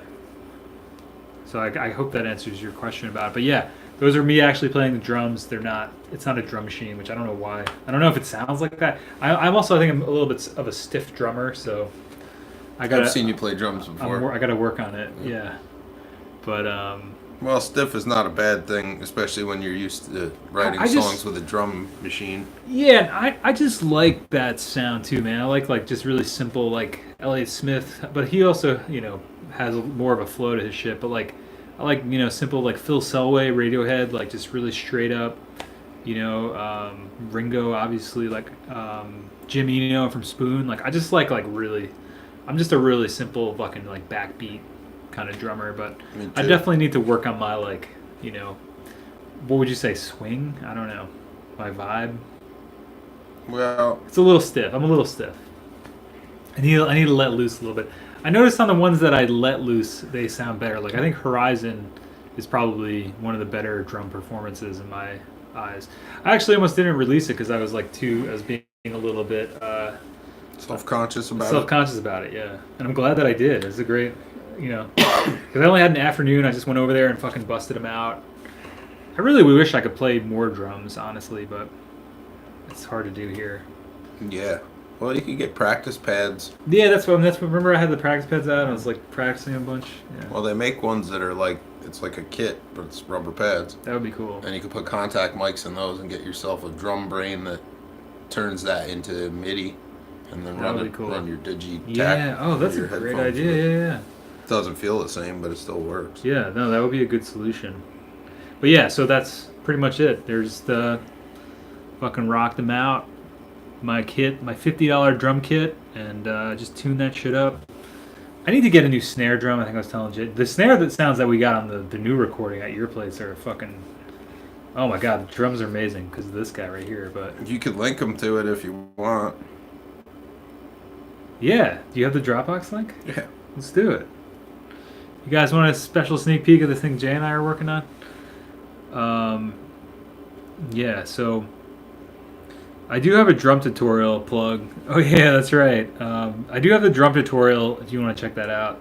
Well, that was like a big reason I wanted to do the real drums on this because I made this drum tutorial a couple months ago, but I don't know if it's because I didn't really do a lot of drum videos or I don't have a lot of like examples of drums, but I do have a drum tutorial thing if you want to check it out. Let me link it. It's actually at recorddrums.com. I got this really great URL somehow. Nobody had gotten this yet. All right. Not linking, but... So I'm going to drop this link for you guys, then I'm going to step out for just a second. This is the track that we just recorded. This is the final, I think the final mix of it anyway. So this is an amplifier that I built, and Mike's vocals are through a distortion pedal that I built. And, but you want the Op Audio Bohemisphere sound. Here you go. This is gonna come out on something new. I'm gonna change this Dropbox link after this stream, so if you want it, get it now. It ain't gonna last forever. Mike, would be too much to ask a mastering video. Yeah, I have one up there, Malcolm. Matt, I think that's what Matt's saying. Yeah, real quick, if anyone's interested in the drums, I do have that course. That's like over an hour. I think it's like an hour and a half. I made it. It seems like it was kind of a quiet thing that I did. I don't know. I'm really bad at like self-promotion, so I appreciate you guys like telling me to plug it. I'm gonna plug it on Friday when I do the thing. But yeah, if you want to hear it, like that'll give you like exactly what I did for the drums. So if you like the drum sounds. It covers like basic mono positioning with very basic mics and just like compression, EQ, the basics, like really simple shit. So yeah, there's been a couple people that have really enjoyed it, and if that's something you're interested in, check out recorddrums.com. Yeah, so then this Dropbox video is also, the Dropbox link is also the Be Cool Cowboy, the new one we're working on, Jay and I are doing. It's Hollandaise. So like Hollandaise is, I'll get into that once, but some other time. But basically, there's like a million versions of this song, but like none of them I felt were There's like no like official one or something. I don't know. So we did it. Yeah, that's a Jay Anderson original. What is? That recording. Oh. What was I gonna look up? There's something I was gonna. Oh, the mastering video. Yeah. Let's see. I think the trick with understanding how to use compression comes from not really understanding what the sonic effects of compression are. And you sort of have to like be honest with yourself when you're compressing something like a snare drum. You really need to objectively listen to that in a mix and decide like, does the drum actually sound like that, or am I smashing the piss out of it for no reason?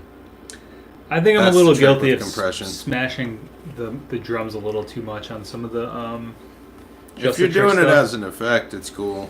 I just think it's like A lot of people do it because they don't know better and they don't know how to control the level of the drums. I mean, you know how I roll. that. I usually tend to like go too far and then I come back. Like, Yeah. because remember when I was dialing the task vamp that time? I'm the You guy were that puts everything on fucking 10 That's too. true. Remember, so. But it was like when we were doing the task vamp or something, recording with, and you're like, it's like, dude, it sounds good. And you're like, dude, that doesn't sound good. It's like too fucking much. Do you remember that? No. Or like recording guitar or something. I like blasted the fucking task vamp on something. I was like, this is it. This is the sound. And you're like, that sounds like shit. It's like too fucking much gain. And you were right. I just like it's like the story of my fucking life, man. I go too hard. That's why Well, I don't do certain things anymore. But yeah, so but yeah, so I think I fucking over compressed. I don't know. I'll talk about this stuff more on Friday with Just a Trick, but I kind of like went into releasing. Sometimes I need to trick myself into ironic.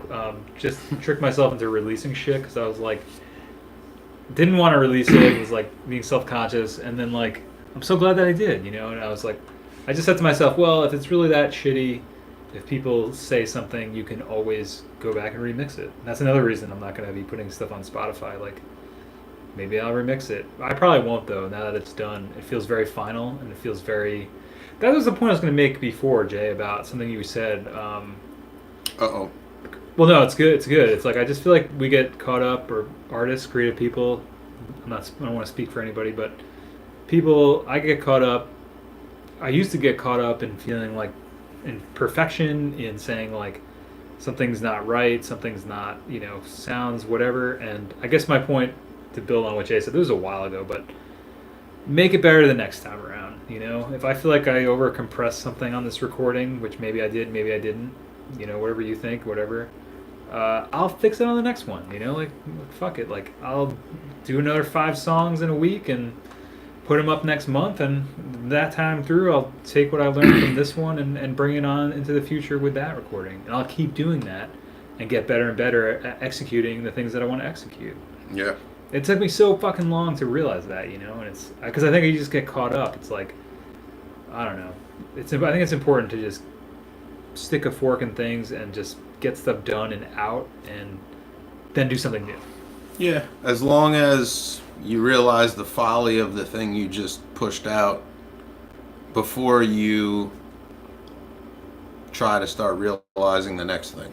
Right. Well, yeah, I have a very clear understanding on like personally on this, on Just a Trick, like having done that and what I did with it. I know exactly what I would do, what I'm going to do on the next thing that I produce.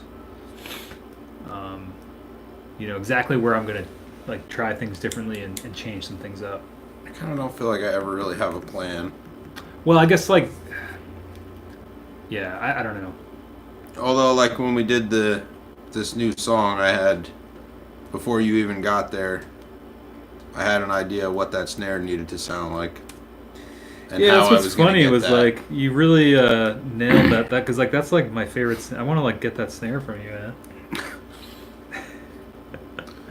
Well, it'd be easy enough to send you a hit sample of that snare. Oh yeah, we can make a drum kit out of that kit. That would be cool.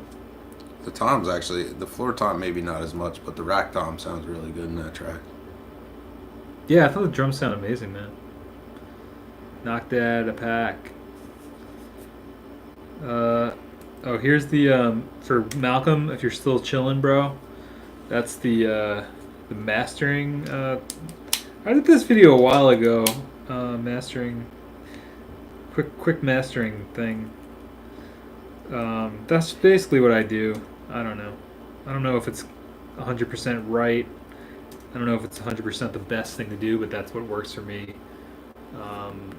And kind of how I approach stuff. I don't know. Lately, I've just been kind of like, I don't want to say mastering as I'm going, because that just sounds fucking lazy, but I kind of feel like I think if you focus on, for me, if I focus on getting the sounds right and doing the tasteful things in the mix, like the master comes a lot easier. But I guess it's better to send your master to other people, but I just don't have the cash flow for that. Well, mastering can mean a lot of things to a lot of different people. And,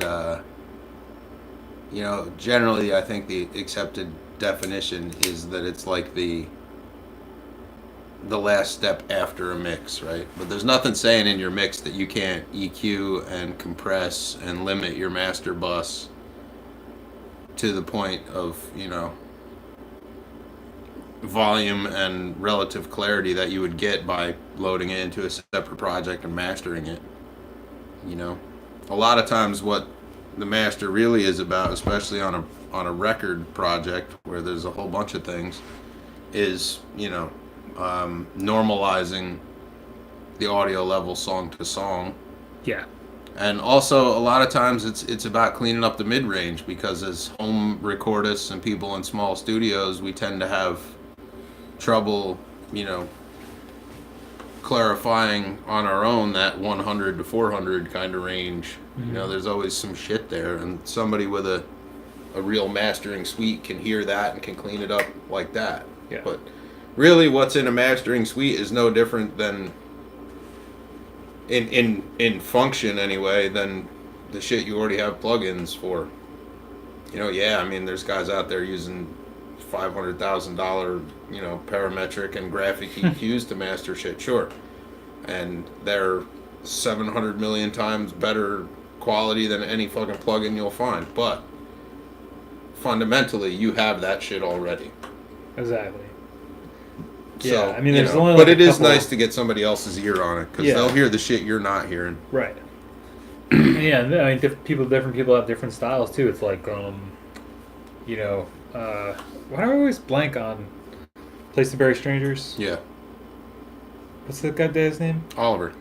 Like, certain people have certain styles. Like the on Jay's EP that they put out, Oliver from Death by Audio, they sent it to him to master, and like he has a very specific style. He fucking like that shit is in the red. Like, oh, it's blown the fuck out. Yeah. It's like you can hear it compress in some spots. It's very fucking very but heavy that's his duty. style, It's like, and that was why we went there. That's the whole idea with mastering too. I feel like is to get another person's pair of ears on it, another person's setup on it, and here, it's like. And the other thing is, like, what is a good example? It's like, if you're having trouble judging something, like I'm talking about that I know what it's that like. low mid band. Go ahead.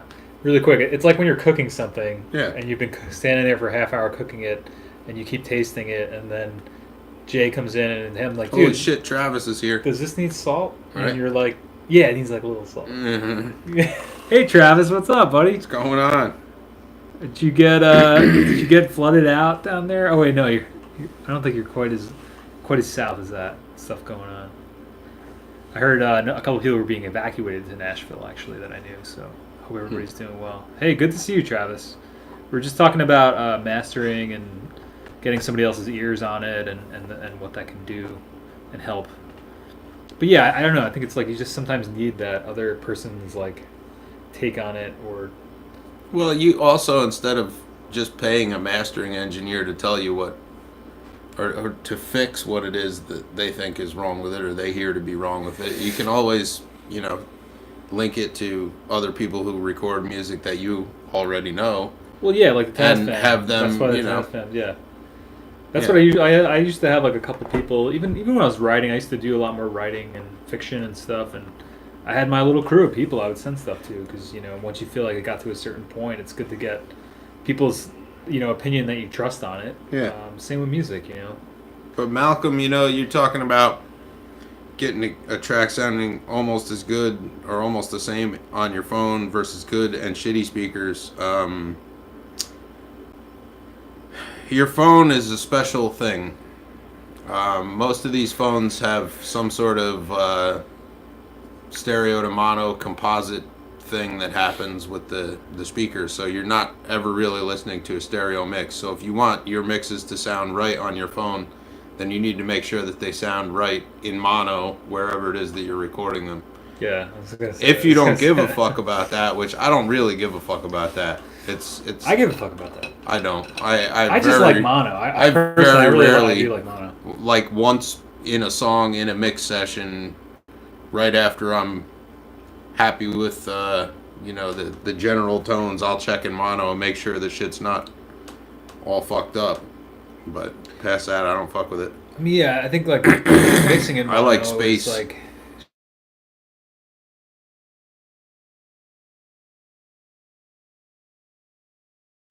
stream fucking spinning wheel of death. Let me check it out. Hope maybe it's good for y'all. All y'all. We still good here? Looks good on here. I don't know what's going on. Mine's spinning too. I'm gonna try refreshing. I don't know if we're hopefully we're still there for y'all, but can you guys hear us? It might be my internet. Can you hear me? This phone, the internet's out. Oh really? Yeah, my phone is not showing internet signal. How's the stream? Is there anybody still out there? We got the spinning wheel of death over here. Hello. I think the phone is still okay. Or the stream is still okay. Yeah, this is alright. Yeah, you just moved. I see you. Stream is still going. Alright, yeah, that's weird.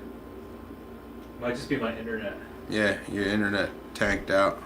Yeah, shit. Probably with this fucking weather shit. Yeah, the weather, I don't know. Anyway, hopefully you guys are still there. It's not, yeah, they're still there. I can see the video, they're all...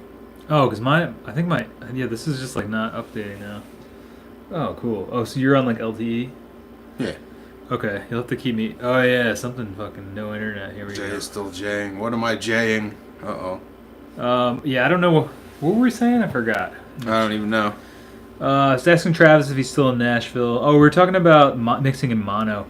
I think mixing in mono is like a secret weapon, man. Like, well, it really because I think if you mix stuff in mono and then you stereo it or make a stereo mix out of it, it'll sit really well. I think about it. If it sits really well in mono, it'll sound good. But that's where the check comes in, and that's also mono is where like all your phase discrepancies and shit will really show their fucking ugly little faces. And there's a lot of situations where you listen to music where you're not actually in stereo anyway, like your car. That's a great example. If you were gonna listen to audio in your car and pretend that it was a stereo field, you'd have to put the stick shift up your ass.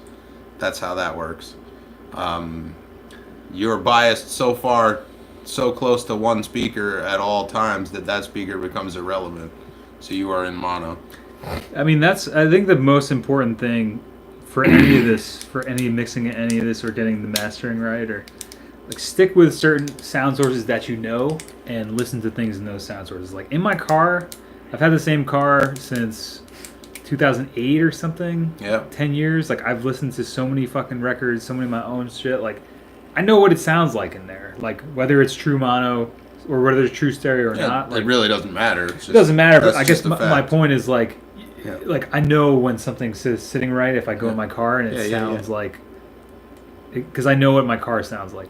Same with the headphones I have. I have these Sennheiser... I don't know what the fuck these are. These are just like standard HD 280 Pro, I don't know, closed ear Sennheisers. Kind of like those ones I got in the studio. Yeah, I've had these fucking things for a long time. You can see it's ripping here, it's falling apart. All do that. But that I've had those. Get one pair of things and stick with it. I've had them Yamahas for a while, and the baritone I've had for a while, and like earbuds I listen to shit in. Like, get an idea of listen to a lot of stuff in the places where you listen to a lot of music, and then bring your mixes to those scenarios and situations and listen to it. And I think that's just over time. Like, you'll figure out, okay, in my earbuds, this sounds good. Because that's something I do when I'm mastering. I go through as many different things as I can. Well, as long as I've known you, you've had a thing about reference tracks anyway. I like reference tracks. I know you do. That's what I'm saying. But I, mean, I guess for this, I mean, yeah, reference tracks are helpful too, which we can get into.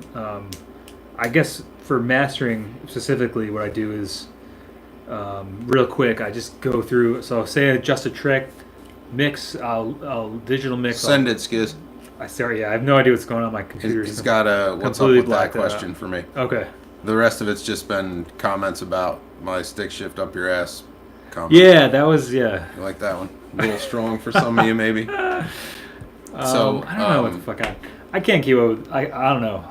You'll have to keep me posted. I guess what I was going to say was mastering. So now that you have those 5 places, for me I have, my car, earbuds, my iPhone, speakers, like whatever. Take your mix and listen to it on those sources, and then have a notepad and say and make notes of things. So like on my iPhone, maybe the kick drum isn't loud enough, and maybe the bass or maybe the tambourine is too loud. But then in the earbuds, things sound fine. But in my car, the kick drum's weird and the guitars are too loud. So then what I do is cross-reference that notepad of the different scenarios and say all right, well, if in my car the kick drum is too loud and in the earbuds the kick drum is too loud, then I should probably lower the kick drum. So if there's more than 2, if in those places there's things that are 2 or more that are coming together or the same things happening, that's something I change. If not, I just fucking leave it. I have a stereo at home that has there's 4 cabinets hooked to it. It's like a fakey dual stereo reverse thing. There are far fields, which are the same speaker complement as those. And then there are cabinets with a 12, 5, and inch and a half, I think, tweeter in the cabinets. That's my final listen position. So I mix shit in the studio. A couple days later, I put it in that. Just like this song. Except it was the next day I put it in that. Yeah. I put it in that and I listened to it. And that thing, it's not the be-all, end-all of stereos, and it's certainly not the most revealing system there ever was, but if there's way too much fucking attack in something or not enough attack in something, or if the low end is going to woof, that's the place all that shit is going to happen. It's there, and that system can reproduce it. So, like this track, the first mix of that, there's like 100, 120 in the bass guitar was I put in that system, nah, it's gotta fucking go. Yeah. So I can carve that off in the EQ a little bit while I'm listening to it, but knowing that on the revision, that has to go. Yeah. So we shaped that out, and then we listen to the rest of the track. Guitar sounds a little dull, so we're gonna need to add some top something. Where is the top something? And play with the EQ again. I know that the high fader on that stereo is 8K. 8K is a little fucking with that guitar, so it's going to be below that. It's definitely above 1. Somewhere between 1 and 8. That gives me around 4K to look for. Yeah, you have this. That's where that mix happened. That's where those mix changes happened. I think it was 4,500 or something. And you've been listening to that system for a long time. Yeah, I've had those speakers since I was a kid. Yeah. So they're I think that's Find places that you listen to a lot of music. Stick with those places. Listen to a lot of music in those places, and then when you're mixing your shit, you're mastering your shit, bring it to those places and see how it sounds. So your local music store. I'm gonna take a leak. Okay. Your local music store employee, I had to announce that. Indie rock god who is arguing that the Holy Grail is analog is dead wrong. That has a processor inside of it that is in fact digital. Yeah, hate to break the news, but that box is loaded with a 60-some pin DSP processor that runs that reverb. Yeah. And I can tell you that for sure because I had one of those and I opened it because I figured it was going to be analog and I could mod the fuck out of it. Not the case.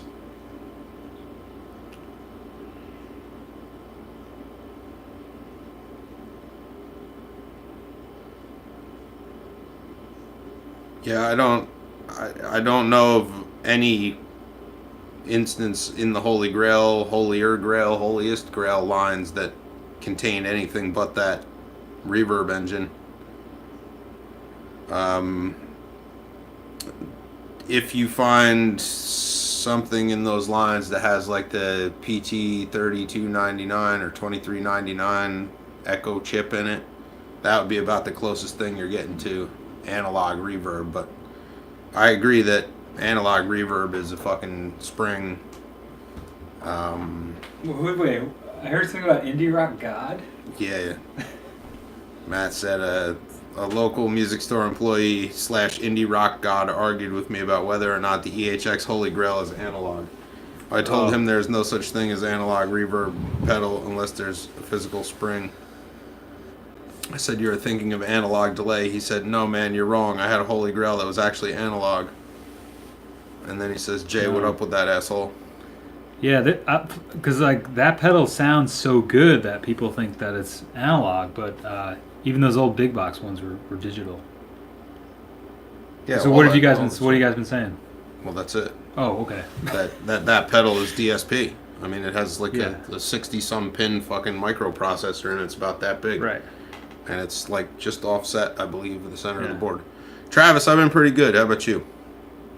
Yeah, sorry guys, my computer is just like took a shit. I can't. I'll have to just check out the I chat mean, you over can here. sort of 'Cause read. I think we're almost at go time. Yeah, we're but 2 minutes out anyway. Yeah, that's funny that that's funny that pedal is really good, the Holy Grail, and I've heard and seen comparisons of even the little one, the new series they have, whatever the it's all the same shit. Sounds like some people say it even sounds better. My big problem about the Well, Holy they Grail, probably have smoothed out the algorithm since the original Holy Yeah. Grail came out. right? I mean it's a cool pedal. That was always a really good pedal for vocals. Congrats on that, Travis. Good luck with it. Vocals through. He's about to break ground on Strange Bird version 3. Nice. Where is Travis at now? Did he say? I kind of. You're not in Nashville anymore? Is Yeah, that right, sorry. Travis? I think I may have missed that, Travis. Where you said you are now. Yeah, that's a cool pedal. You know, it's a good pedal for vocals. I really like it. I found that the Holy Grail... My problem with it was the power supply would squeal like a motherfucker. When it was, Yeah, mine did that too. Yeah. I actually modded mine to use a real 9 volt so that I could feed it something. Did it work? No, it still made that noise periodically. Usually when it got hot, it would make that sound. Yeah. There's some weird. It's because it's digital and there's not enough filtering in it. Yeah. But That's why I sold mine, because I was like. I sold mine because to get the right amount of reverb out of it, where you actually were getting reverb in your guitar signal, meant that reverb was swamping your guitar signal. Yeah. It was like the blend is for shit on that. It's either a ton of reverb that better as a sounds vocal cool. pedal. Yeah, it's like It always sounded really sick with vocals. I tried it at the end of the chain, in the middle of the chain. I never got like, either you couldn't hear the reverb effect or you couldn't hear the guitar because of the reverb effect, and there was no in between. Yeah. He moved back home to Iowa. Oh, cool. His dad got sick. Yeah, Now I'm setting up shop on my property here, new studio, and finishing a house. Well, Travis. Exciting times. Yeah. Good luck with all that, man. Yeah. We'll be here. Come through whenever you get a chance. It's good to see you. You putting down some radiant heat in that new cement slab for your studio? Do it. Do it.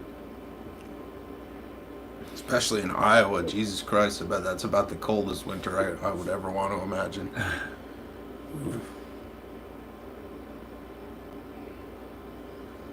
Yeah. Yeah, my computer's completely done. I think it's I gotta reset the Yeah, modem. your modem's out. But anyway. Radiant enough, bro. I got you. You can run radiant heat though with electric hot water heaters and shit, which will keep the ambient noise way down in your studio. Just in case you didn't know about that. And yeah, we were all real sorry to hear about your dad, man. Yeah, man. It's tough. That is, yeah. But best of luck with the new studio and the builds and stuff. Sounds really exciting, you know. Definitely. Change. I feel like change is always Change of pace is always good. A split system, like a mini split heat pump kind of deal. Heat with sound, yeah.